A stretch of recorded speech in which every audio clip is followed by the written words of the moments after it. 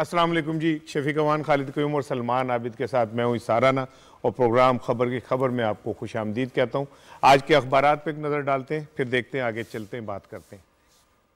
मुल्क में इंतशार का खतरा टल गया। हुकूमत की संजीदा कोशिशों से कलअदम तंजीम से मुआहदा हो गया। आज के तमाम कौमी अखबारात में मुआहदे को नुमाया तौर पर शाया किया गया। रोजनामा जंग की सुर्खी के अल्फाज हैं, हुकूमत और आर्मी चीफ की कोशिशें मुआहदा हो गया। कलअदम तंजीम आइंदा धरना नहीं देगी। रोजनामा पाकिस्तान ने मुआहदे की सुर्खी के लिए इन अल्फाज का चुनाव किया।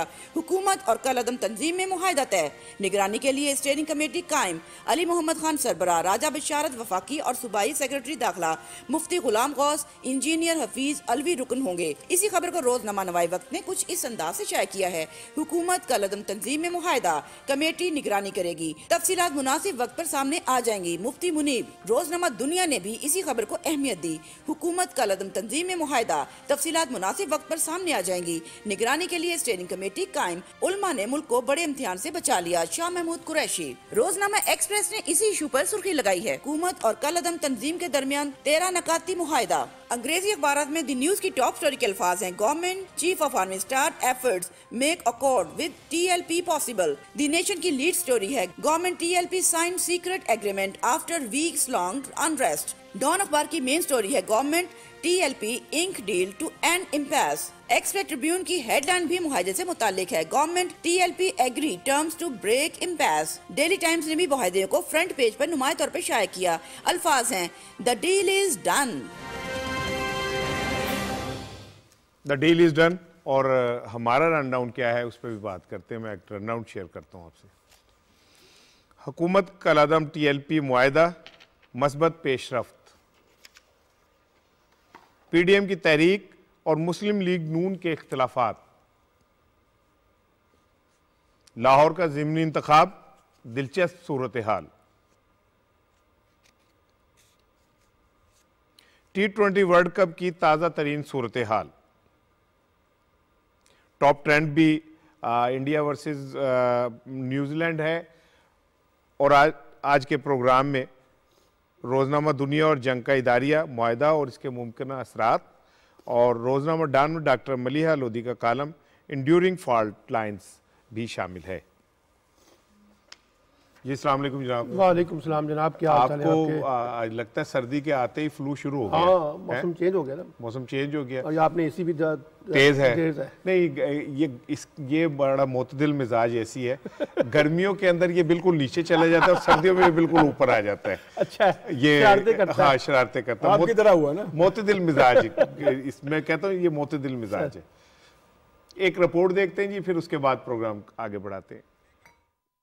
जो मुआहदा करार पाया उसे तहरीक लब्बैक पाकिस्तान के अमीर हाफिज साद हुसैन रिजवी की भी ताईद और हिमायत हासिल है। ये किसी की फतह या शिकस्त नहीं है, ये पाकिस्तान की फतह है। ये मुज़ाकरात किसी जबर और तनाव के माहौल में नहीं हुए। हुकूमत और कलअदम तंजीम के दरमियान इत्तफाक राय से मुआहदा तय पा गया। इस मौके पर साबिक चेयरमैन रुअत हलाल कमेटी मुफ्ती मुनीबुर रहमान का कहना था कि किसी नाखुशगवार वाक़े से पहले मुआहदा होना खुश आइन है।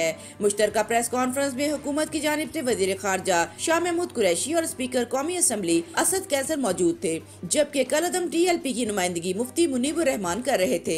मुफ्ती मुनीबुर रहमान का प्रेस कॉन्फ्रेंस करते हुए कहना था कि मुआहदा किसी की फतह या शिकस्त नहीं है, बल्कि इस्लाम और पाकिस्तान की फतह है। उन्होंने कहा कि एक स्टेयरिंग कमेटी तश्कील दी गई है, जिसकी सरबराही वजीर मुमलिकत बराए पार्लिमानी उमूर अली मोहम्मद खान करेंगे, जबकि वजीर कानून पंजाब सेक्रेटरी वजारत दाखिला और सेक्रेटरी दाखिला पंजाब कमेटी के रुकन होंगे, जबकि कलअदम तंजीम की जानिब से मुफ्ती गुलाम गौस बगदादी और हफीजुल्लाह अलवी इस कमेटी के रुकन होंगे। इस मौके पर वजीर खारजा शाह महमूद कुरैशी का कहना था कि नेशनल सिक्योरिटी कमेटी के इजलास में फैसला हुआ है कि मुज़ाकरात को तरजीह देनी है। कमेटी इजलास में फैसला हुआ है कि दानिशमंदी से मसले को हल करने को तरजीह दी जाए। शाह महमूद कुरैशी का कहना था कि अमन और बेहतरी का रास्ता तलाश किया जाए। कुछ दिनों में इमलाक और जानी नुकसान होते देखा, इंतशार में पाकिस्तान का फायदा नहीं है। ये थी जी रिपोर्ट। और शफीक साहब, मुआहदा हो गया, एक अच्छी बात है। और जो टेंशन थी और जो लोग वहाँ पे मुजाहिरीन बैठे हुए थे वो भी पाकिस्तानी थे, और जो उनके सामने थे वो भी पाकिस्तानी थे, तो अच्छा है एक ऐसा इकदाम हो गया जिससे ये मामला टल गया। बेहतर मेरा ख्याल बिल्कुल, all is well which ends well. यानी जो जिस चीज़ का अख्ताम जो बेहतरी पे हो वो उसको वो बेहतरी होती है। ठीक है, जो नुकसान हुआ हमारा उसमें वो नहीं होना चाहिए था, लेकिन ये है कि असल ये है कि हम खून खराबे से बचें। वो जो हमारे देसी लिबरल्स हैं, वो मैं सुबह भी एक टीवी का प्रोग्राम देख रहा था, वो वही ना वो मार धाड़ से भरपूर का शिकार कर रहे थे। तो भाई खुदा न खास्ता अगर एक्शन होता, इसमें नुकसान किसका होना था? पाकिस्तान का होना था, हमारा नुकसान होना था। और वो अभी तक वही राग लाप रहे हैं कि भाई नहीं, ये हुकूमत ने घुटने टेक दिए, फलां कर दिया, ये कर दिया, वो कर दिया। ये अच्छी बात है, इतना बड़ा तसादम अवर्ट हुआ और उसमें अपना ना एक मुस्बत पहलू ये है कि दोनों तरफ मुनीर साहब ने ठीक कहा है, किसी की फतह शिकस्त नहीं, ये पाकिस्तान की फतह है। और देखें, जब अपना आपके अपने लोग सामने हो तो कौन ये चाहता है कि उनको नुकसान पहुंचे या उनको कोई कर्तो वारत हो। और दूसरी तरफ भी रिस्ट्रेंट का मुजाहरा किया है, गवर्नमेंट ने तो किया ही है। जो TLP कायदम TLP उन्होंने भी रिस्ट्रेंट का मुजाहरा किया और उन्होंने अपने मुतालबात पे वो भी उन्होंने नरमी दिखाई है और हुकूमत ने भी दिखाई है। बिल्कुल अब बेहतर है कि आइंदा के लिए ये जो कहते हैं कि आइंदा ये नहीं करेंगे, अपना क्या कहते हैं उसको, मुजाहरा लॉन्ग मार्च नहीं करेंगे। और उन्होंने कहा कि आप अपना सियासी किरदार अदा करें, आके मेन स्ट्रीम पॉलिटिक्स में आ करें। और ये सबसे बेहतर तजवीज़ है कि बजाय कि आप रोज़ हंगामा करें और उठ खड़े हों, आप अपने जो अपना सियासी रोल है आप पार्लियामेंट में आके अदा करें और इलेक्शन में हिस्सा लें। ठीक है, बिल्कुल ठीक। अच्छा, हमारे साथ ना सुन्नी इत्तेहाद कौंसिल के सरबराह साहबजादा हामिद रज़ा साहब मौजूद हैं और वो कमेटी के भी मेंबर थे, तो मैं क्या ज़रा उनसे भी अपडेट लेते हैं। अस्सलाम वालेकुम सर, ये जो मुआहदा हुआ सर, कोई तफसीलात अभी तक सामने नहीं आई इसकी? जी बिस्मिल्लाहिर्रहमानिर्रहीम। देखें, सबसे पहले तो मैं आपको ये करना चाहता हूँ कि हमारी जब वज़ीर आज़म साहब से मुलाकात हुई थी तो हमने उन्हें ये बात कही थी कि मुल्क किसी भी खूनी सूरत हाल का मुतहम्मिल नहीं हो सकता। और इस बात के ऊपर वज़ीर आज़म पाकिस्तान का मुकम्मल इत्तेफाक था कि हम अमन के ज़रिए और मुज़ाकरात के ज़रिए इस सूरत हाल से बाहर निकलना चाहते हैं। तो इसी वजह से उन्होंने ये कहा कि अगर मुंतखब उलमा की कमेटी और अकाबरीन की कमेटी इस हवाले से कोई अपना किरदार अदा कर सके तो हम इस बात पर उनके बेइंतहा मशकूर होंगे। और वज़ीर आज़म का रवैया इंतहाई पॉजिटिव था, जिसके बाद हमने भी काविश की, लेकिन जाहिर है कुछ गारंटीज थी और कुछ मामला थे। फिर मुफ्ती मुनीबुर रहमान साहब को बुलाया गया और मुफ्ती मुनीबुर रहमान साहब ने फिर चूंकि गारंटीज दी हैं। जी, गारंटीज तो ठीक है, बिल्कुल गारंटीज दी हैं, तो आप समझते हैं कि ये गारंटीज जो हुई हैं इनके ऊपर अमल भी हो जाएगा? और हमारी इतलात के मुताबिक जो लोग मुज़ाकरात में यहाँ फाइनल शरीक हुए थे फाइनल राउंड के अंदर और जिन्होंने गारंटीज साइन की हैं, चूंकि हमारा जो अहले सुन्नत के अकाबरीन का वफद था, हमारी कुछ रिजर्वेशंस थी उनमें से कुछ चीज़ों के ऊपर, तो हम इसीलिए गारंटर बनने के लिए उस हवाले से तैयार नहीं थे। लेकिन चूंकि मुफ्ती मुनीबुर रहमान साहब ने गारंटी दे दी है तो आई होप कि वो उन्होंने जो गारंटी हुकूमत को दी है वो उसे फुलफिल कराएंगे। ये तो हो गया। आखिरी सवाल आपसे ये कि साद रिजवी साहब भी इस गारंटी का हिस्सा हैं? मेरी इतलात के मुताबिक मुफ्ती मुनीबुर रहमान साहब की उनके साथ तवील मीटिंग भी हुई है, तवील मुशावरत भी हुई है और ये सारे का सारा मुआहदा साद रिजवी साहब और मुफ्ती मुनीबुर रहमान साहब और कुछ और तहरीक लब्बैक की जो शूरा के अराकीन हैं और जो इनके साथी हैं उनकी बाहमी मुशावरत के साथ ये फैसला हुआ। बहुत शुक्रिया जनाब। सलमान साहब, जो मुआहदे की तफसीलात तो सामने नहीं आई, हामिद रज़ा साहब की जो गुफ्तगू से हमें फ़ील हो रहा है वो ये कि उन्होंने सारा कुछ ज़िम्मेदारी मुफ्ती मुनीब साहब पे डाल दी है कि जी मुफ्ती मुनीब साहब हैं। आप समझते हैं कि मुआहदा तो एक अच्छा फ़ैसला है और इसके बाद एक जिसे कहना चाहिए ना कि मुफ्ती साहब अमल भी करवाएंगे और हुकूमत तो तैयार है।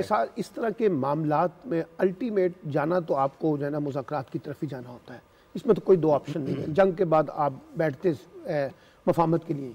अब सवाल सिर्फ ये होता है कि जब आप मफाहमत कर रहे होते हैं तो क्या रियासत की जो रिट है, जो रियासत की जो शराइत है उसके ऊपर माहिदा होता है या उन लोगों की शराइत पे माहिदा होता है जो रियासत की रिट को चैलेंज करते हैं, जो बुनियादी नोयत का सवाल है।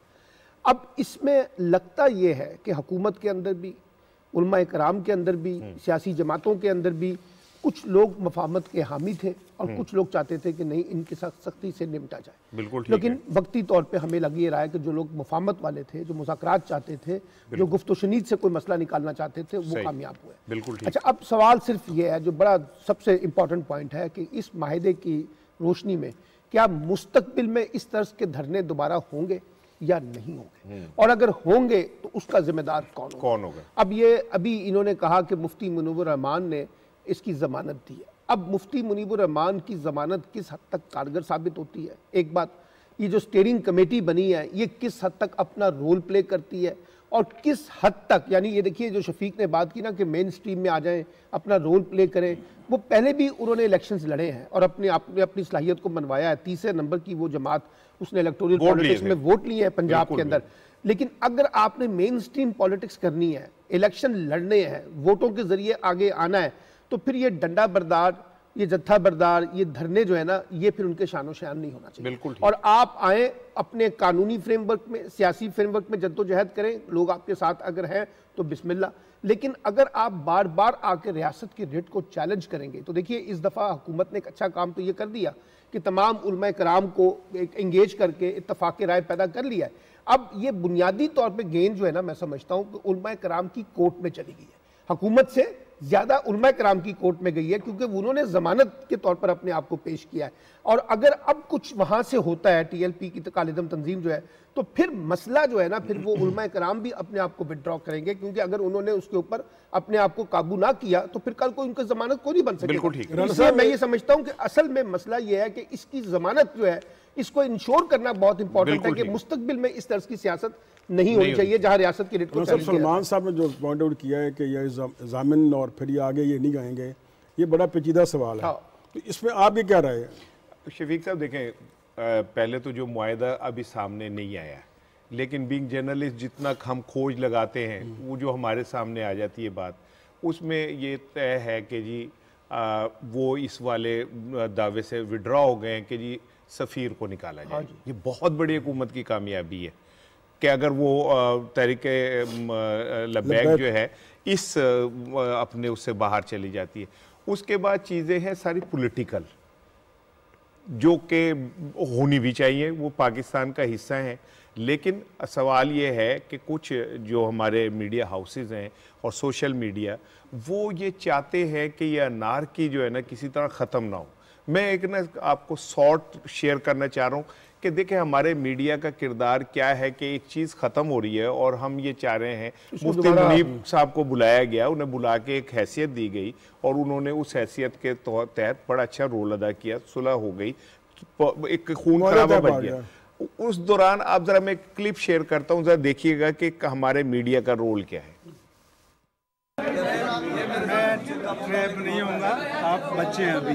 नहीं सर, ट्रैप नहीं सर, आप बच्चे हैं बेटा, आप बच्चे हैं, आपकी तो जो सर सब ठीक होगा। सर कलदम से खत्म हो रहा है सर, ये तो बता दें। सब ठीक होगा। मैं अंग्रेजी बोल रहा हूँ सर, अगर आप अंग्रेजी बोल रहे हैं अंग्रेजी में जवाब दें। मैं आपसे ये जानना चाह रहा हूँ, everything will be correct today. Sir रिहा हो जाए। आप अंदाज़ा करें कि शफीक साहब कि उन्हें प्रोवोक किया जा रहा है कि ऐसे मरहले पे जब चीज़ें रिजॉल्व होने की तरफ जा रही हैं, उन्हें प्रोवोक किया जा रहा है कि वो गुस्से में कोई बात कहें, गुस्से के अंदर रिएक्ट करें। खालिद साहब, आप नहीं समझते कि मुफ्ती मुनीब साहब हों या कोई भी उल्मा हो, उनका रोल पाकिस्तान में ये होना चाहिए कि हम ज़रा प्रोग्रेस की तरफ जाएं यार। हर रोज़ कोई ना कोई बात बहाना बना के हम प्रोग्रेस को रोक देते हैं। तो क्या ये मुआहदा जो है इस पे अमल हो सकेगा? देखिए, एक तबका ऐसा भी था, आपको बताया कि सारे क्राइसिस के अंदर जो अपनी रेटिंग के लिए इस इंतशार को बढ़ाने की तरफ जा रहा था, और उसमें तो यहाँ तक हमने देखा कि एक चैनल ने तो के एंकर ने तो यहाँ तक कह दिया कि वहाँ गुजरांवाला में जो है हेलीकॉप्टर से फायरिंग जो है वो मुजाहिरीन पर की गई। वो कैसी फायरिंग थी जो किसी को नज़र नहीं आई, जिन पर की गई वो उनको भी नज़र नहीं आई, वहाँ सारा मीडिया मौजूद था उसको नज़र नहीं आई।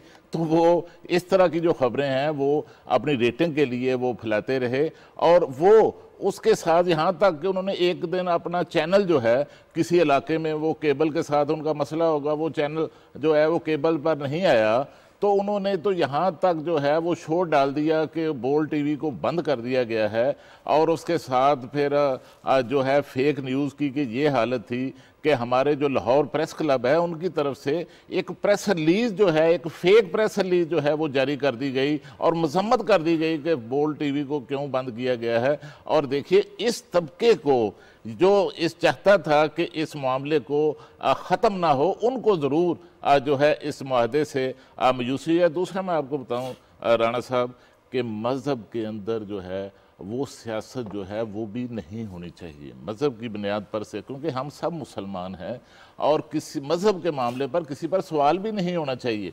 लेकिन ये मजहबी जो कार्ड है इसके अंदर ताकत भी बहुत होती है। और ये कौन लेकर आया, मैं थोड़ा ये भी बताना चाहता हूँ, ये सियासत के अंदर इसका जो शिकार हुआ था सबसे पहले वो जुल्फ़कार अली भुट्टो हुए थे निज़ाम मुस्तफ़ा की तहरीक से, और फिर IGI जब बना था और जिसकी शरीफ फैमिली की ख़ास तौर पर नवाज शरीफ साहब की जो सियासी पैदाइश हुई थी वो इस मजहबी कार्ड की बुनियाद पर हुई थी। बिल्कुल ठीक। और अब भी मैं आपको बताऊं कि इस लाहौर शहर के अंदर जो दो बड़ी जामियात हैं, जो बड़े मजहबी अदारे हैं और दोनों के मकतबा फ़िक्र भी मुख्तलिफ हैं, जामिया अशरफिया और जामिया नईमिया, दोनों की सरपरस्ती जो है ये हमारी शरीफ फैमिली जो है वो करती है। और आपको पता है कि किस तरह माजी में जब वो चीफ मिनिस्टर थे तो किस तरह जो है जब बेनज़ीर भुट्टो वज़ीर आज़म पाकिस्तान बनी तो उन पर जो फतवा दिलाया गया था मौलाना अब्दुल कादिर आज़ाद से, वो नवाज शरीफ चीफ मिनिस्टर थे और उनके मतहत थे। जनरल गुलाम मुस्तफ़ा साहब हमारे साथ लाइन पे हैं, मैं कहा ज़रा उनसे भी थोड़ी सी अपडेट लें। अस्सलाम वालेकुम सर, मुआहिदा हो गया, एक अच्छी बात है, इंतशार से बच गया मुल्क, नुकसान तो पाकिस्तान का ही होना था। मुआहिदा तो खुशाइन है कि इमीडिएट जो इशूज थे वो तो सेटल होने जाएंगे, लोग अपने घरों को जाएंगे, जो सड़कें बनती खुल जाएंगे, और ये जो खतरा था कि अगर ये लोग आगे जाते हैं और डिस्ट्रिक्ट रेंजर्स को भी डिप्लॉय कर दिया गया है तो उसके बाद खतरात बढ़ रहे थे। शुक्र अल्लाह ताला का कि हम इससे पीछे हट गए हैं, लेकिन इससे आगे बहुत कुछ करने वाला बाकी है। क्यों ये हर साल इस किस्म की हमारे साथ वारदात होती है और फिर स्टेट को हर दफा कुछ ना कुछ समझौते करने पड़ते हैं, तो हर तरह जब ये बार बार होगा, बार बार स्टेट समझौते करेगी। अगर जनरल साहब अनारकी फैलती तो उसका नुकसान तो पाकिस्तान को था और गैर मुल्की कुव्वतों को तो फायदा ही होना था वो पाकिस्तान के इमेज के हवाले से। जी, स्टेट पे आकर तो ऑप्शन बहुत लिमिट हो, हुकूमत की ऑप्शन बहुत लिमिटेड हो गई थी। असल सारे हंगामे को पैदा होने से पहले रोकने की तदाबीर जो है बहुत जरूरी है, तो यही वो हुकूमत के काम है। लेकिन यहाँ पर थोड़ा जहाँ पर भी सुस्ती हुई है या नाअहली हुई है उसका पता लगना चाहिए, और ऐसे ग्रोहों को उनके जो भी मुतालबात हैं, एक खास तरीका है जमहूरियत पाकिस्तान में अपने मुतालबात को आप सामने रखें, लेकिन लोगों के जानो माल से खेलना, जिसके हमारे पुलिस के जवान शहीद हुए हैं 5। अच्छा सर, वैसे आपने जो जिस तरफ इशारा किया तो सर ये तो बड़ा ख़तरनाक ट्रेंड है कि चंद लोग निकलें और निज़ाम ज़िंदगी को मफलूज कर दें, और आप इस ट्रेंड पे क्या कहते हैं? स्टेट पहुंचने नहीं चाहिए, किसी को जरूरत नहीं होनी चाहिए कि स्टेट को होस्टेज बना लें और एक खास नुक्ता नज़र को दूसरों पर मुसल्लत करे। यही इंतहा पसंदी की हम बात करते हैं, दुनिया यही लेके पाकिस्तान के बारे में बात करती है, और ये तो मसला वो नहीं है जिसके बारे में बात करें। हमारे प्राइम मिनिस्टर खुद इस्लामोफोबिया के खिलाफ अगर सबसे मजबूत आवाज उठी है कहीं तो हमारे प्राइम मिनिस्टर ने उठाई है। तो पाकिस्तान को एजाज हासिल है कि उन्होंने न सिर्फ इस्लामोफोबिया पे बल्कि अभी पाक सल्लल्लाहु अलैहि वसल्लम की ज़ात गिरामी के बारे में भी पूरी दुनिया को बावर कराया है कि अगर आपको किसी चीज की तकलीफ पहुंचती है तो 1.5 अरब जो मुसलमान हैं उनको भी इसकी शदीद तकलीफ पहुंचती है, और इसके लिए फिर जो रिएक्शन होता है वो एक कुदरती हमारे पास। सर बहुत शुक्रिया, हमारे साथ लेफ्टिनेंट जनरल रिटायर्ड गुलाम मुस्तफ़ा साहब थे। और आज का जो इदारिया है दुनिया का और जंग का वो भी इसी हवाले से है, और उसके कुछ नकात मैं आपसे शेयर कर दूं, फिर अगले उस टॉपिक पे चलते हैं कि मुज़ाकराती मसाइल का हल है और धरने का खात्मा एक अच्छा इकदाम है, और डेडलॉक के खात्मे में उल्मा का किरदार बड़ा मुस्बत रहा, इसमें कोई शक नहीं कि उल्मा ने अपना रोल अदा किया, और रियासत की रिट को चैलेंज न करने का ऐलान जो है इस मुआहदे का हिस्सा है। अभी कुछ दिनों में सामने आ जाएगा कि आइंदा जो है TLP रियासत को चैलेंज नहीं करेगी, देगी, ये तय है। TLP नहीं, कोई भी नहीं देगा, कोई भी ना, अच्छी बात है, देना चाहिए, ये कल्चर होना चाहिए। और आगे इसका एक और भी है कि जो स्टीयरिंग कमेटी है वो बाइख्तियार है और वो फैसले करेगी। अल्लाह करे कि वो बाइख्तियार रहे और अल्लाह करे कि वो फैसले कर सके, और रिलीफ जो है वो TLP को अदालतों के जरिए ही मिलेगा। एक अच्छी बात है कि अदालतों और वज़ीर आज़म इमरान खान ने भी यही कहा था कि भाई अगर अदालतें उनको जमानत देती है तो हमें तो कोई एतराज़ नहीं है। ठीक है। अच्छा साहब, एक बात मैं मुख्तसर सी बात करना चाहूँगा कि ये जो सारा मामला वाइंड अप इस्लामाबाद जाकर हुआ है, ये वहाँ नहीं जाना चाहिए था, ये जहाँ से रवाना हुए थे ये सारे मामला लाहौर के अंदर ही तय हो जाए। बहुत अच्छी बात, बिल्कुल एग्री, आपकी बात से बिल्कुल मुत्तफिक हूँ। अच्छा जी, अब मैं चलता हूँ अगले टॉपिक की तरफ। दुनिया, रोज़नामा दुनिया की एक खबर है, मैं आपसे शेयर करना चाहता हूँ। अभी मैंने शेयर नहीं की है उनको, हाँ अभी शेयर नहीं की है। अच्छा जी, खबर ये है, ये तारिक अजीज साहब हैं इस्लामाबाद से, रोज़नामा दुनिया के रिपोर्टर, और बड़ा अंदर की खबरें देते हैं। उनका ये कहना है कि मुस्लिम लीग नून में पार्टी डिसिप्लिन का शदीद फुकदान है। लंदन और लाहौर के दरमियान जो नाकाफ़ी राब्ते हैं। आगे खबर की डिटेल में शफीक साहब उन्होंने कहा कि जो लंदन से इंस्ट्रक्शन आती हैं उस पर मिनोन अमल नहीं होता, और जो लाहौर से इंस्ट्रक्शन होती हैं शहबाज शरीफ साहब की, उस पर भी अमल नहीं होता। बड़े दिनों से हम इस पर बात कर रहे हैं, और जावेद लतीफ़ वाला मामला आपके सामने के 7 दिन में उनसे कहा था जवाब दें, महीना 2 महीने हो गए, जवाब नहीं आया। तो आप समझते नहीं है शफीक साहब कि क्या कहते हैं, ये जो फुकदान है इससे अब तंजीम तो बिखर के रह गई। अब देखें, ये मसला ये है कि आप इनका डेरा गाजी खां का जलसा देख लें, उसमें भी शहबाज शरीफ कुछ और बात कर रहे थे, महंगाई, और फजल रहमान साहब अपना पुराना जो है उन्होंने टारगेट किया होता गवर्नमेंट को, यानी कि पब्लिक स्टेज पे भी ये एक नहीं है। अब देखिए, 3 माह पहले ना शहबाज शरीफ साहब ने तंजीम, जो अब मैं तंजीम साजी नहीं कहूँगा, आपको बेचारे मुस्कुराहट आ गई है, ये जो अपना पार्टी की तंजीम 9 के लिए उन्होंने कुछ से प्रपोजल भेजी थी, जिसमें तकरीबन तमाम ही जो थे वो सेटअप उन्होंने अपनी मर्जी का लगाना चाहा था। लेकिन आज 3 माह हो गए और उसमें एक उनको कोई जवाब नहीं आया, क्योंकि बगैर फाइनल अप्रूवल के वो नहीं आता। सही, उसमें ज़ाहिर है शहबाज शरीफ की और चॉइस हैं, मियाँ नवाज शरीफ की और चॉइसेस हैं, और फिर मरीम साहबा की और चॉइसेस हैं। तो ये जो आपको याद होगा कि हम माजी में पढ़ते थे जी, फाकी हुकूमत ने 20 नोटिफिकेशन भेजे और शहबाज शरीफ ने पंजाब में सिर्फ 4 पे अमल किया। इस तरह अगर सूबाई हुकूमत भेजे तो वहाँ भी इतना अमल नहीं होता था। तो ये उनका है कि ये उनकी लड़ाई जारी है, और इसमें ज़ाहिर है अपना आपने जवेद लतीफ़ का जिक्र किया, और ज़ाहिरी साहब ने वो पार्टी छोड़ गए हैं, क्योंकि इस पार्टी में शामिल हो गए बलूचिस्तान से, लेकिन इन्होंने ये इनको ज़रूरत नहीं हुई, या पता नहीं क्या मसाइल हैं पीछे, कि उसको पार्टी से रिमूवल के लिए या उसके खिलाफ एक्शन के लिए इलेक्शन कमीशन में नहीं गए। बिल्कुल सही, तो ये उनको मसाइल वो चल रहे हैं। अब शहबाज शरीफ के लोग जो कहते हैं कि हाँ ये इनका हक है, भाई देखें, जब तक पार्टी सदर के इनका हक है, और जो अपना आपके नायब सदर हैं अब्बासी साहब, वो कहते हैं तमाम फैसले मुशावरत से होंगे। अगर पार्टी सदर की ये इतनी से नहीं है कि वो अपनी मर्ज़ी से अपना पार्टी में तंजीम से अपना साजी करे, कोई नए बंदे लेके आए, ज़ाहिर आगे इलेक्शन आ रहे हैं, तो शहबाज शरीफ का एक अपना नज़रिया है, लेकिन उन्हें ब्लॉक कर दिया गया है। अब इसका ज़ाहिर आगे नुकसान होगा, पार्टी को आगे इलेक्शन आ रहा है, नुकसान होगा बिल्कुल, लेकिन वो ऐसे सदर हैं कि बस वो, मैं तो कहूँगा वो सस्पेंडेड सदर है ना, वो कहते कुछ करते कुछ, लेकिन कोई उनकी मानता नहीं। आप सवाल करें? जी नहीं, मैं तो ये कह रहा था, मैं खालिद से, क्योंकि आपसे मैंने कुछ और बात पूछनी है, खालिद साहब की तरफ जाना चाह रहा था। खालिद साहब, लाहौर में 2 काउंसलर्स जो हैं नून लीग के, वो पीपल्स पार्टी में शामिल हो गए।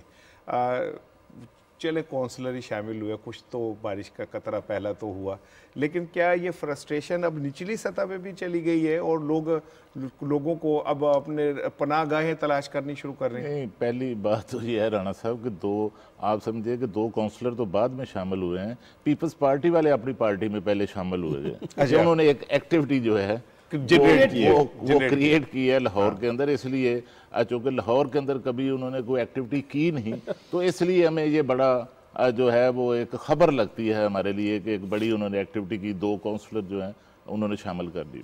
अच्छा, दूसरा जो नून लीग के हवाले से जो डिसिप्लिन के फुकदान और इख्तलाफात की जो बात जो है वो उस तारक अजीज़ की खबर की बेस पर जो हो रही है, उसमें यह है कि दोनों ग्रुप जो हैं नून लीग के अंदर, जिनमें मरीम नवाज़ का ग्रुप है और शहबाज शरीफ साहब के जो ग्रुप हैं, वो हर जगह हमें उनका जो है वो इख्तलाफ और दड़ेबंदी जो है वाज़े तौर पर नज़र आती है। और पिछले दिनों पंजाब असम्बली का एक इजलास बुलाया गया महंगाई के इशू पर, और ये इजलास जो है ये नून लीग की रिक्वेजिशन पर पंजाब असम्बली का स्पीकर साहब ने इजलास जो है वो बुलाया, और उसमें जो है नून लीग ने अजलास के बाइकाट के बाद पहले महंगाई पर डिस्कशन थी और उसके बाद बाहर इतजाज और प्रोटेस्ट रखा हुआ था। और मेरी वहाँ बात हो रही थी, जो नून लीग के चीफ व्हिप हैं पंजाब असम्बली के खलील ताहिर सिंधु, तो वो मुझे पंजाब असम्बली के गेट के बाहर खड़े नज़र आ गए। मैंने कहा आप यहाँ क्या कर रहे हैं? उसने कहा कि हमने तमाम जो नून लीग के MPs हैं उनको एक एक को आज पाबंद किया हुआ है कि वो तमाम MPs जो हैं वो आज इस प्रोटेस्ट में आएंगे और कोई जो है वो मिसिंग नहीं करेगा। लेकिन हमने देखा कि तमाम जो नून लीग के MPs थे वो जो है वो हमजा शहबाज की क़यादत में वो जो एहतजाज था उसमें वो नहीं गए। उसमें हमें जो मज़ामती बयानिए वाले जो अरकान थे उनकी वाज़े तौर पर हमें वहाँ मिसिंग जो है वो नज़र आई। और दूसरा, जहाँ पर शहबाज शरीफ साहब जिस जगह जलसे के लिए जाते हैं और जिस जलसे से ख़िताब करना था, वहाँ हमें मज़ामती बयानिए के जो लोग हैं वो नज़र नहीं आते। और जहाँ पर जो है वो मज़ामती बयानिए की लीडरशिप मरीम नवाज साहिबा जाती हैं, वहाँ पर मफामती बयानिए की लीडरशिप जो है वो गायब होती है। और दूसरा तीसरा मेरा ख्याल है मैं रहने दो, आप कह रहे हैं कि वो असल में डिसिप्लिन जो है अब वो भी हमें कहीं नजर नहीं आता। शहबाज शरीफ साहब ने प्रेस कॉन्फ्रेंस में कहा कि फैसलाबाद जो नारे लगाए गए हैं उससे हमारा कोई तल्लक नहीं, और जब उसकी इंक्वायरी हुई तो नून लीग के ही लोग निकले तो किसी के खिलाफ कोई एक्शन नहीं हुआ। सलमान साहब, एक मैं ड्रामा देख रहा था मस्ताना, उसमें नवाब था, तो वो सुहेल आता था, वो इधर से पकड़ के सुहेल अहमद खींच लेता था, कभी अमानुल्लाह साहब आते थे वो इधर से खींच लेते थे। तो मस्ताना साहब ने एक तारीखी जुमला कहा कि यार देखो मैं इस ड्रामे दे विच नवाब हाँ, मैनू सीरियस लवो, मैनू कोई ईजी ना लवो तुसी। लेकिन क्यों नहीं सीरियस लिया जा रहा शहबाज शरीफ साहब? बात ये है मस्ताना आपने बड़ी अच्छी मिसाल दी है, मजा आया। डॉक्टर साहब ने कहा कि शहबाज शरीफ को भी सीरियस ले और मुझे भी सीरियस लिया करो, जब मैं इशारा करूं तो चुप कर जाएगा। वो बात ये है कि देखिए 3 तरह के लोग हैं। एक वो लोग हैं जो शहबाज शरीफ साहब के साथ खड़े हैं, हमजा शहबाज के साथ खड़े हैं। एक वो लोग हैं जो मरियम के साथ खड़े हैं, और एक तीसरे लोग भी हैं जो कभी इधर देखते हैं और कभी उधर देखते हैं। अच्छा तीसरे भी हैं। अब जो हमारी मुस्लिम लीग नून के लोगों से बातचीत होती है ना साल, सबसे ज्यादा कन्फ्यूजन का शिकार ये है कि जनाब अगर ये लड़ाई जो 2 बयानियों के दरमियान खड़ी हो गई है, अगर इसके आगे बंद नहीं बांधा गया तो इसका नुकसान हमें इलेक्टोरल पॉलिटिक्स में बड़ी शिद्दत से होगा। और इस वक्त ना सिर्फ तंजीम साजी का मसला नहीं है, बल्कि उस नैरेटिव का कॉन्टेक्स्ट भी है कि आपने अगले 1.5 साल बाद 2 साल बाद जब इलेक्शन में जाना है तो किस नैरेटिव के साथ जाएंगे। यानी वो जाके अगर वो यानी कि ऐसे लोग भी हैं कि अगर आप मरियम की तरफ जाते हैं तो शहबाज शरीफ ग्रुप नाराज हो जाता है, शहबाज शरीफ ग्रुप की तरफ जाके बैठते हैं तो मरियम ग्रुप नाराज हो जाता है। अब ये लड़ाई में जो तीसरे लोग हैं ना जिनकी मैंने बात की, वो सबसे ज्यादा कन्फ्यूजन का शिकार है कि हम अपना पलड़ा जो है वो किसके कोर्ट में डालें। अब सवाल ये है कि इसका फैसला किसने करना है। ना तो इसका फैसला मरियम नवाज ने करना है, ना इसका फैसला जो है शहबाज शरीफ साहब ने करना है। मैंने आपको पहले भी कहा, हमने प्रोग्रामों में कहा कि शहबाज शरीफ में वो दमखम नहीं है कि वो वाज़ेह तौर पर स्टैंड लेके सामने आ सकें, वो बीच बीच में खेलने की कोशिश करते हैं। अब असल फैसले की ताकत तो उनके पास है ना जो लंदन में बैठे हुए हैं। अब प्रॉब्लम यह है कि पार्टी जो है वो पाकिस्तान से चलाने की बजाय लंदन से ऑपरेट की जा रही है। एक ज़माने में MQM की पॉलिटिक्स भी सारी लंदन से ऑपरेट होती थी। अब पाकिस्तान के जो मारूजी हालात हैं वो बिल्कुल डिफरेंट है। ख्वाजा आसिफ एक डिफरेंट बात करते हैं, राना तनवीर एक बात करते हैं, अमीर मुकाम एक बात करते हैं, राजा जफरुल हक एक बात करते हैं, शहबाज शरीफ एक बात करते हैं, इनकी कोई सुनता ही नहीं। अब वो कहते नहीं जी लंदन वालों का चलेगा। और आपको याद है ना मरियम का ये स्टेटमेंट कि जनाब फैसले जो है चाहे वो खानदान के हो चाहे सियासत के हो वो नवाज शरीफ करेंगे। अच्छा, अब अगर फैसले वहां पे होंगे तो उन्होंने साथ अगला जुमला भी कहा था, फैसले वो करेंगे, अगर वहां फैसले नहीं होंगे तो मैं फैसले करूंगा। यानी उसमें वो पार्टी के सदर को माइनस करके बता रही है कि मैं डोमिनेंट हूं। अब यही वजह हम देख रहे हैं तमाशा, जहां शहबाज शरीफ जाते हैं वहां मरियम नहीं जाती, जहां मरियम जाती है वहां शहबाज शरीफ नहीं जाते। तो ये 2 मुख्तलिफ किस्म के जो करैक्टर्स के दरमियान पार्टी फंस के रह गई है, उसके अंदर जितनी जल्दी अपने आप को बाहर निकाल सकेंगे उनके हक में बेहतर होगा। बिल्कुल ठीक है, ब्रेक ले लें जी। ब्रेक के बाद हम बात करेंगे लाहौर के ज़िमनी इंतखाब की। बड़ी दिलचस्प सूरत हाल है, PTI को एक बहुत बड़े चैलेंज का सामना है। अब वो कैसे इससे निकलती है इस पर बात करेंगे, और ये चैलेंज क्यों दरपेश हुआ इस पर बात करेंगे, लेकिन एक ब्रेक के बाद।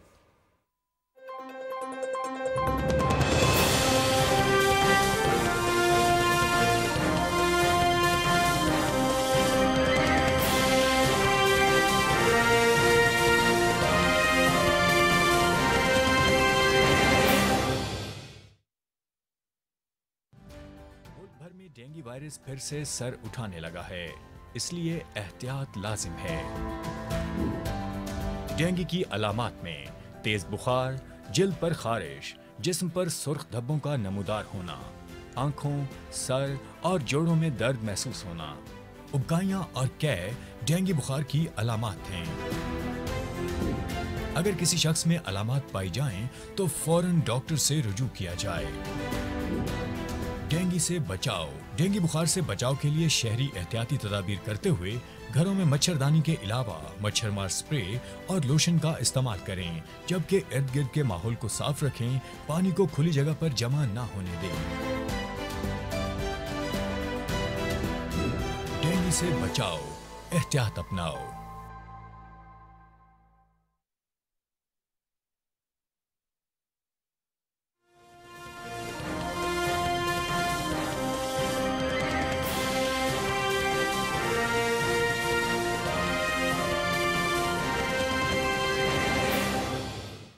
जी वेलकम बैक जी। और हम बात करेंगे लाहौर के ज़िमनी इलेक्शन के हवाले से। सूरत हाल ये है कि जमशेद चीमा साहब और उनकी अहलिया के जो कागजात हैं, कागजात नामजदगी, वो मुस्तरद हो गए और इलेक्शन कमीशन ने कहा है कि जनाब अली जो अलामिया जारी किया उसमें उन्होंने कहा कि तजवीज़ कुनंदगान 2018 से ही NA 130 के वोटर हैं और इलेक्शन कमीशन जो है आगे गुलाम सरवर साहब इसरार साहब का इस पर बयान है।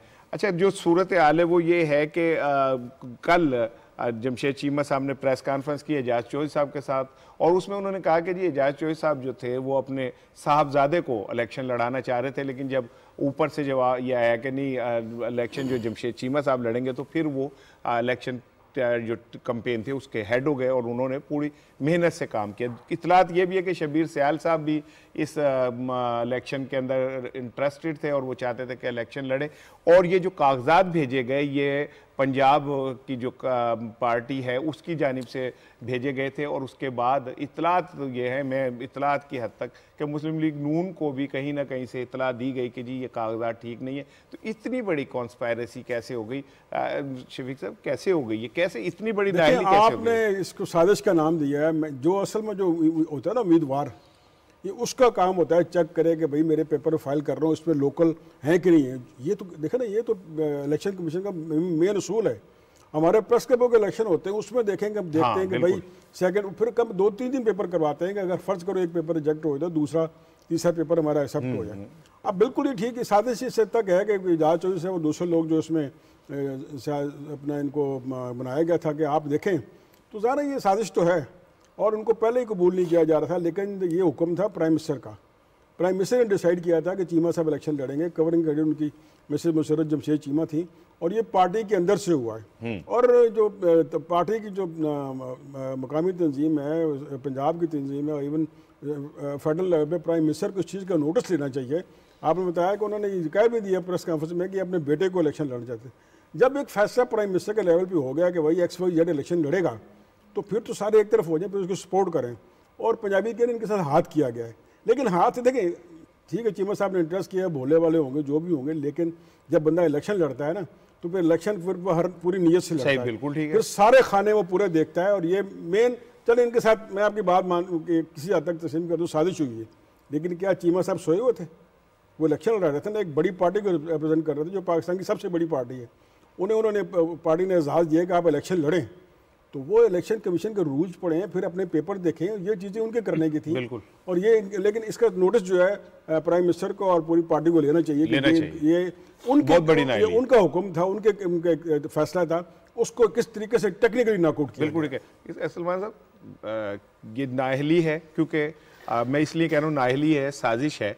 कहाँ गलती हुई? क्योंकि मैं मानता हूँ कि पंजाब की तंजीम की तरफ से नाम गए, जो चीमा साहब के पास अपने वकला की एक बहुत बड़ी टीम है और वो उनके तमाम मामलात को देखती है, तो वकला तो प्रोफेशनल होते हैं, कहीं किसी ने नोट नहीं की है गलती। लेकिन बात ये होती है, एक तो पहली बात है कि बहुत बड़ा सेटबैक है पार्टी के लिए, क्योंकि कवरिंग कैंडिडेट अब इस वक्त कोई नहीं है। दूसरी बात, अब ये मामला चला गया अदालत के अंदर, इलेक्शन ट्रिब्यूनल में जाएगा, वहाँ से फिर अब बड़ी अदालत में जाएगा, टाइम लगेगा। उस वक्त तक कन्फ्यूजन जो है PTI के कैंडिडेट के तौर पे रहेगी और अगर मसला उनको रिलीफ नहीं मिलता तो फिर किसी आज़ाद उम्मीदवार की हमायत ऐलान करना पड़ेगा कि जनाब ये हमारा PTI का उम्मीदवार है, वो भी एक तरीका हो सकता है।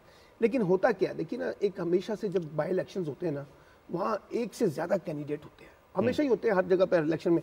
अब यहाँ जो है ना खास तौर पे लगता यह है कि जो टिकट मिलने के ऊपर कोई नाराजगी थी पार्टी तंजीम के अंदर, और उसका एक रिफ्लेक्शन जो है ना वो हमें इसके अंदर नजर आ रहा है इसके तौर पे। और ये मैं आपको बताऊं सूरत हाल PMLN के साथ भी है। शाइस्ता परवेज मलिक जो है वो कैंडिडेट है, लेकिन मुझे पता है कि नसीर भुट्टा साहब काफ़ी नाराज़ हैं। मुझे पता है कि फैसल खोकर जो है वो भी काफ़ी नाराज़ है, खोकर बरादरान नाराज़ है। तारड़ साहब भी टिकट के उम्मीदवार थे, उनको भी टिकट नहीं मिला। तो मुकामी क़यादत के अंदर भी काफ़ी कन्फ्यूजन पाई जाती है इस वक्त। अच्छा, इसमें जो सबसे इंटरेस्टिंग पॉइंट है ना वो ये है कि अमूमी तौर पे जो कैंडिडेट होता है ना वो कैंपेन इंचार्ज के ऊपर बहुत ज़्यादा डिपेंड करता है। अच्छा, अब वो कैंपेन इंचार्ज में एजाज चौधरी साहब क्योंकि वहाँ से पहले इलेक्शन लड़े हुए हैं, शब्बीर सियाल भी वहाँ से पहले MPA का इलेक्शन लड़े हुए हैं, तो ख्याल ये था कि ये मुझे रिलीफ फैसिलिटेट करेंगे। अब वो जो फैसिलिटेट उन्होंने किया है, यानी नाम तो उन्होंने दिए ना शब्बीर सियाल वगैरह ने, उससे एक कन्फ्यूजन क्रिएट हो गई कि नाम क्यों दिए गए हैं, क्यों जानबूझ के दिए गए हैं, क्योंकि शब्बीर सियाल जो है वो बड़े पुराने नजरियाती कारकुन है PTI के, वो इतने बच्चे तो नहीं है जी, उनको इतने बच्चे तो नहीं है कि उनको पता हो कि 130 के बंदों का नाम मैं यहाँ पे 133 के अंदर दे रहा हूँ, और एजाज चौधरी साहब इतने भूले हैं कि उनको भी नहीं पता चला सारे मामले में। यानी इसमें एरर तो है पार्टी तंजीम साजी का। अब सवाल यह है कि यहाँ पार्टी की आदत जो है, यानी इमरान खान साहब खुद क्या एक्शन लेते हैं। कल मैंने देखा है कि उस्मान बुज़दार साहब ने बड़ा बरहमी का इज़हार किया इस सारे कॉन्टेक्स्ट में। तो इसमें PTI की तंजीम साजी जो हमेशा से काफ़ी हम उस पर क्रिटिसाइज करते रहे हैं कि वो पार्टी जब PMLN की तंजीम साजी के ऊपर बात कर रहे हैं, तो PTI की तंजीम साजी के भी बेशुमार मसाइल है। अब देखना सिर्फ ये है कि क्या उनको रिलीफ मिलता है या नहीं मिलता, और अगर नहीं मिलता तो फिर ये PTI के लिए इस बाई इलेक्शन के लिए एक बहुत बड़ा सेटबैक होगा। राणा साहब सॉरी, सलमान आबिद साहब ने कहा है कि किसी आज़ाद उम्मीदवार को अपनाना पड़ेगा। मेरी मुस्लिम लीगियों से बात हुई, मैंने कहा ये तो बड़ा आपने मरका मारा है। तो वो कहते हैं भाई हाँ, जो जिस तरह आपने इशारा किया ना, किसी ने टिप ऑफ किया, वो कहते हैं हमारी अपनी इंफॉर्मेशन थी और ये मैंने किया। मैंने कहा उसमें तो इलेक्शन का ID कार्ड होता है, तो बाकी आपने बड़ा उन्होंने मैनेज कर लिया। जिस तरह आप इशारा करें वही बात लग रही है, वही लग रही है। लेकिन आप ये देखें ना कि ये इसका प्रोब होना चाहिए कि अंदर की काली भेड़ें कौन सी। और फिर मैंने कहा आगे क्या करो, कोई आज़ाद उम्मीदवार, जैसे सलमान साहब ने कहा है, कोई आज़ाद उम्मीदवार अपनाना पड़ेगा। अब मुस्लिम लीग नून को जो सारे करता था, जो कैंपेन चला रहे हैं, वो कहते हैं असं कोई आज़ाद उम्मीदवार रहने नहीं देना। यानी वो कहते हैं हमें इनको विड्रॉ करना है। जो PTI की मुकामी क़यादत है उनको ये देखना चाहिए कि किस आज़ाद उम्मीदवार पर कौन प्रेशर डाल रहा है कि विड्रॉ करे, कि सिर्फ अजीमत हो PTI को एज पार्टी, इस तरफ ही तवज्जो दें कि किसी पर ज़बरदस्ती दबाव डाल रहे हैं तो उसको चेक करें। बिल्कुल ठीक है। खालिद साहब, आप क्या समझते हैं कि ये कहाँ पे गलती हुई? देखिए, ये गलती जो है ये पार्टी के अंदर हुई है, और यहाँ तक कि जो मालूमात इस हवाले से दी गई हैं नून लीग को, वो भी पार्टी के अंदर से ही जो है वो जो जमशेद चीमा के मुखालिफ थे पार्टी के अंदर, उन्होंने दी। दूसरा मैं आपको बताऊं कि इस पार्टी के अंदर ख़ास तौर पर देखिए PTI की बुनियाद लाहौर के अंदर रखी गई, और उसके बाद जो PTI को अरूज मिला वो मनारे पाकिस्तान जो लाहौर के अंदर जलसा था, उससे ये पार्टी जो है वो अमलन सामने आई, और सारा जो जोर था, सारी जो ताकत थी वो लाहौर के अंदर थी, और नून लीग को यहाँ चैलेंज किया गया। लेकिन बदकिस्मती से 2018 के जो इंतखाबात थे उसमें पार्टी के अंदर, लाहौर की सतह की मैं बात कर रहा हूँ, कि लाहौर के अंदर इख्तलाफात इस कदर शदीद थे और एक दूसरे को हराने के लिए कोई कसर नहीं छोड़ी गई। अगर पार्टी मुतहद होकर लाहौर के अंदर इलेक्शन लड़ती तो लाहौर में कौमी असम्बली की 4 नशिस्तें ना जीती, इससे ज़्यादा नशिस्तें जो है वो PTI जीतने की पोजीशन में थी। कई ऐसे हलके थे जहां PTI जो है वो नून लीग से ज़्यादा ताकतवर हमें नजर आ रही थी। लेकिन ये भी जो दूसरा मैं आपको बताऊं कि इसमें जो उम्मीदवार होता है इलेक्शन लड़ने वाला, शफीक ने जिस तरह कहा, उसकी जिम्मेदारी सबसे ज़्यादा होती है कि उसने अपने कागजात नामजदगी खुद जो है वो चेक करवाने होते हैं, वो क्लास से बात करनी होती है। तो हमारे जो चीमा साहब है, जमशेद चीमा साहब, ये तो आखिरी दिन तक इस्लामाबाद में रहे।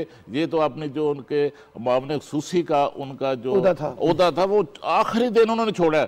उनको चाहिए था कि जिस वक्त फैसला हुआ था उसी वक्त छोड़कर वो मैदान में आ जाते और हर चीज़ आकर खुद देखते। और उनका राब्ता किससे था? इस्लामाबाद बैठकर भी जितने एजाज चौधरी के जो नीचे इलेक्शन लड़ने वाले लोग थे या उसके जो सपोर्टर थे, उनके जो बंदे थे, उनके साथ तो सारे वो निजाम चला रहे थे। ये बताइए कि मिसाल के तौर पे अगर हम थोड़ी देर के लिए ज़ूम कर लें कि PTI को रिलीफ नहीं मिलता यहाँ से, तो पीपल्स पार्टी की लाठी नहीं निकली तो अपना जो है ना, तो जो हमारे असलम गिल साहब है वो तो 1 to 1 हो जाएंगे। अच्छा, वैसे देखें, मैं ना ईमानदारी की बात है, पीपल्स पार्टी का बहुत हमदर्द हूँ, ठीक है, आपको हमदर्दी करनी भी चाहिए जो सूरत हाल पंजाब में के साथ है। लेकिन वो जो वो एक पुराना वाकया ना कि अम्मा जे चौधरी मर जाए, तो फिर चौधरी कौन होएगा? तो उनका पुत्र वो होएगा, फिर कहा वो मर जाए, उनका पुत्र पूरा पिंड भी मर जाए, तू चौधरी नहीं होता, ठीक है ना? तो आपने तो नतीजा निकाल दिया, बुरा मान जाएंगे। बुरा नहीं मान रहा, आप बात कर ले, मैं थोड़ी सी आगे बढ़ा। अच्छा, लेकिन एक बात है, देखें, अब ठीक है गलती हो गई, ये एक टेक्निकल गलती है। इलेक्शन कमीशन को इस बात को समझना चाहिए कि पीटीआई पाकिस्तान की सबसे ज़्यादा वोट लेने वाली जमात है, सबसे ज़्यादा सीटें रखने वाली जमात है, और अगर उसे किसी तकनीकी बुनियाद पे इलेक्शन से बाहर निकाल दिया जाए तो ये एक बहुत बड़ी मैं समझता हूँ जमहूरी गलती होगी। ये इस तरह नहीं है कि ये जमशेद चीमा का मसला है, ये पीटीआई पूरी जमात का मसला है, और पीटीआई को अगर आप इस इलेक्शन प्रोसेस से निकाल देते हैं तो इसका मतलब है कि आपने उसे एक जमहूरी हक छीना उस पार्टी से जो पाकिस्तान की सबसे बड़ी सियासी पार्टी है। यही स्टैंड है जमशेद चीमा साहब, ठीक है ना? सो मैं ये टेक्निकल बुनियादों पे आज खालिद साहब आप कुछ कह रहे हैं? मैं कह रहा हूँ कि लेवल प्लेइंग फील्ड जो है तमाम सियासी जमातों को जो है वो मिलना चाहिए इस हवाले से। और दूसरी जो बात आप कर रहे थे पीपल्स पार्टी के हवाले से, वो तो उनका तो बहुत बड़ा जो है वो तवक्कुआत ही नहीं है। वो तो सिर्फ ये चाह रहे हैं कि 2018 के इलेक्शन में हमारे 6000 वोट थे, तो अब हमको कोशिश करके ये हमें मौका मिल रहा है तो हम अपने वोट कुछ बढ़ा लें। असलम गिल साहब ऐसे पुराने सियासी कारकुन साहब, आप 6000 की जगह 10,000 वोट दे दें ताकि पीपल्स पार्टी मुतमईन। दो चीजों को ना हमें तय कर लेना चाहिए, एक तो पीपल्स पार्टी को 6 से बढ़ा के बस 12, और एक मौलाना फजलुर रहमान साहब को कोई एक सीट दे देना, मामला बेहतर हो जाएंगे मुल्क की सतह के ऊपर। अच्छा सर, कहते हैं कि आप जब किसी के लिए गड्ढा खोदते हैं ना तो आप खुद उसमें जरूर गिरते हैं। भारत ने जिस तरह पाकिस्तानी क्रिकेट के खिलाफ साजिश की, और भारत ने जिस तरह फेक वो एक ईमेल जनरेट की, और ये वो कल उस ईमेल जिन्हें भेजी थी और उनको जो भगोड़े थे उनको पाकिस्तान ने जो सबक सिखाया, उन्होंने उसका बदला कल भारत से ले लिया। लेकिन असल चीज़ ये कि कल अगर आपने मैच देखो, आप क्रिकेट खेल चुके हैं, शफीक क्रिकेट पे नज़र रखता है, खालिद भी, कि जो रफ़ी शास्त्री का चेहरा लटका हुआ, उनकी बॉडी लैंग्वेज, वो पोरस के हाथी जिनके मुतालिक कहा जाता था दुनिया की सबसे बड़ी लीग IPL है जी, बस इसमें जो खेल गया वो पाकिस्तान का एक खिलाड़ी आउट नहीं कर सके, न्यूजीलैंड के सिर्फ 2 खिलाड़ी आउट के। उनकी कारकर्दगी जो है वो ये है। एक रिपोर्ट शेयर करता हूँ खालिद शफीक साहब, फिर मैं आपकी तरफ आता हूँ। ICC men's T20 world cup की सुपर 12वें मरहले में ग्रुप 2 के मैच में न्यूजीलैंड ने भी भारत को बासानी 8 विकेटों से शिकस्त दे दी। दुबई में खेले गए मैच में न्यूजीलैंड के कप्तान केन विलियमसन ने टॉस जीतकर भारत को बैटिंग की दावत दी। भारतीय बैट्समैनों की कीवीज बॉलर्स के सामने एक न चली और यके बाद दीगरे विकेटें गिरती रहीं और बैट्समैन कोई खातिर खान रन न बना सके। भारत ने मुकर्ररा 20 ओवर्स में 7 विकेटों के नुकसान पर 110 रन बनाए। भारत की जानिब से जडेजा 26 और हार्दिक पांड्या 23 रन बनाकर नुमाया रहे, जबकि कप्तान कोहली भी कीवीज बॉलर्स को परेशान न कर सके और 9 रन बनाकर आउट हुए। न्यूजीलैंड की जानिब से ट्रेंट बोल्ट ने 3 और ऐश सूदी ने 2 खिलाड़ियों को आउट किया। बैटिंग के बाद भारतीय बॉलर्स भी कीवीज के सामने बेबस रहे। न्यूजीलैंड ने 111 रन का बासानी 15वें ओवर में 2 विकेटों के नुकसान को पूरा कर लिया। न्यूजीलैंड की जानिब से डेरिल मैचल 49 और कप्तान विलियमसन 33 रन बनाकर नुमाया रहे। मिर्जा इकबाल साहब हमारे साथ लाइन पे, जरा मैंने उनसे पूछे टूर्नामेंट की। मिर्जा साहब, भारत 2 मैच हार गया, क्या लग रहा है सेमीफाइनल तक जा सकेगा? अब भारत के जो इम्कानात है सालाना साहब अब बहुत कम रह गए। भारत को 3 मैचेस खेलने, जिनमें से एक अफगानिस्तान के खिलाफ है, एक नमीबिया और एक स्कॉटलैंड के। लेकिन दूसरी तरफ न्यूजीलैंड को भी 3 उन्हीं टीमों के खिलाफ मैच खेलने। अफगानिस्तान को थोड़ी सी बरतरी में समझता हूँ हासिल है। उसकी वजह यह है कि अफगानिस्तान का जो रन औसत है वो +3 का है। तो अगर अफगानिस्तान की टीम के और या न्यूजीलैंड या भारत के पॉइंट्स बराबर हो जाते हैं तो सूरत में सेमीफाइनल के लिए वो टीम जाएगी जिसका नेट रन रेट अच्छा होगा। लेकिन भारत अभी आउट तो नहीं हुआ, कोई गैर मामूली कारकर्दगी पेश करके विराट कोहली की टीम वापस आ सकती है। लेकिन चांसेस यही है, बज़ाहिर जो कारकर्दगी भारत की आप देखें कि पहला मैच 10 विकेटों से, दूसरा मैच 8 विकेटों से हार कर। अच्छा सर, भारत की कल बॉडी लैंग्वेज देखी, वो तो ऐसा लग रहा था कि वो पवेलियन से ही हार के निकले हुए थे। बज़ाहिर यही लगता है, जो बॉडी लैंग्वेज बता रही थी भारतीय खिलाड़ियों की। आप देखें ना, रवि शास्त्री के होते हुए महेंद्र सिंह धोनी को मेंटोर की हैसियत से भेज दिया गया, जबकि शास्त्री और कोहली ऑल इन ऑल थे इससे पहले भारतीय टीम में। तो धोनी की मौजूदगी भी, और इससे पहले उन्होंने अनाउंस कर दिया कि राहुल द्रविड़ जो है वो रवि शास्त्री की जगह लेंगे। और दूसरी तरफ विराट कोहली ने व्हाइट बॉल क्रिकेट की कप्तानी से दस्तबरदार होने का ऐलान कर दिया। तो कुछ न कुछ खिचड़ी पक रही है, और जब भी कोई टीम हारती है तो वजूहात तो सामने आती है, लेकिन आज आपने बिल्कुल सही निशानदेही की कि भारतीय टीम की बॉडी लैंग्वेज उस तरह की नहीं थी। अच्छा मिर्जा साहब, ये बताइएगा कि मुकाफात अमल भी कोई चीज़ है ना। भारत ने पाकिस्तान के खिलाफ साजिशों का जो जाल बिछाया वो खुद उसके मुंह के बल गिर पड़े उस पर। नहीं देखें, दरअसल वो कहते ना, इस घर को आग लग गई घर के चिराग से, और कहते हैं खुद एतमादी इंसान को ले डूबती है। आईपीएल दुनिया की सबसे बड़ी लीग है, भारतीय खिलाड़ी जो है आईपीएल में मसरूफ है। सब ने कहा कि ये विकेटों से हम आहंग हो जाएंगे, मौसम से हम आहंग हो जाएंगे, और ये फेवरेट टीम है। लेकिन आप देखें ना उनकी कारकर्दगी का मयार क्या रहा। तो इसका मतलब ये कि दुनिया की सबसे बड़ी लीग एक तरफ, और एक तरफ पाकिस्तान की वो टीम कि जिसके 11 T20 मैचेस नहीं हुए वर्ल्ड कप से पहले, 4 वेस्ट इंडीज के खिलाफ, 5 न्यूजीलैंड के खिलाफ, 2 इंग्लैंड के खिलाफ, और वो टीम इतना अच्छा परफॉर्म कर रही है, और भारत की टीम कहाँ चली गई है। ये मैं समझता हूँ कि ये खुद एतमादी की बुनियादी वजह है। बहुत शुक्रिया मिर्जा साहब। और टॉप 10 भी शफीक साहब आज इंडिया वर्सेस न्यूजीलैंड है। अच्छा, पाकिस्तान वाले जीतते हैं तो खुशी तो होती है, लेकिन कल भारत के हारने पे भी पाकिस्तान को बहुत खुशी, इन्होंने हमारे खिलाफ बहुत साजिशें की। बिल्कुल आपने ठीक कहा कि भारत और न्यूजीलैंड 2 मुल्क थे जिन्होंने हमारी क्रिकेट की बर्बादी का एक क्या कहते हैं बुनियाद रखी। न्यूजीलैंड जो है मैच से 1 घंटा पहले वो ये तो बद अखलाकी के, इसको और लफ्ज़ हम टीवी पे नहीं बोल सकते, ये उन्होंने हरकत की, और पाकिस्तान ने उनको भी धूल चुटाई। और फिर अब देखें कि अपना इंडिया के साथ हमने क्या किया। अब देखें कुदरत ने इन दोनों के साथ क्या किया। न्यूजीलैंड ने इंडिया को हराया, और आगे इंशाल्लाह ताला इंडिया, मेरे जो लग रहा है मुझे इंडिया और कहीं आगे नजर नहीं आ रहा। और फिर देखें ये जो इंग्लैंड ने हमारे साथ किया था, और मेरी तो दुआ है कि हमारा वो मैच इंग्लैंड के साथ आए, बिल्कुल उनको भी हम बताएं कि भाई क्रिकेट क्या होती है। अभी क्रिकेट जो है हमारे लोग इन्हें सिखाएंगे। अब मसलन क्रिकेट अगर पॉजिटिविटी होती है ना, देखें आपके हमारे जो फॉरेन कोच हैं वो भी हमारी टीम की बड़ी तारीफें कर रहे हैं कि ये पॉजिटिव नोट के साथ जाते हैं, पॉजिटिव एनर्जी के साथ जाते हैं।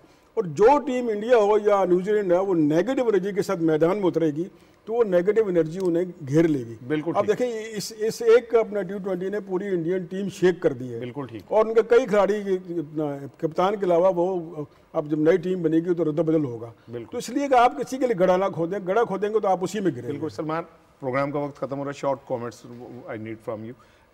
10 ओवर में 1 चौका नहीं मारा कल भारत के बैटर्स ने, तो वो जो आईपीएल के सूर में थे वो तो कल ऐसे बोनों की तरह लग रहे थे, ऐसे लग रहा था उन्हें खेलना ही नहीं आता। मुझे लगता है कि भारतीय टीम की जो मैनेजमेंट है ना उसके अंदर बड़े इश्यूज हैं, प्लेयर के अंदर भी।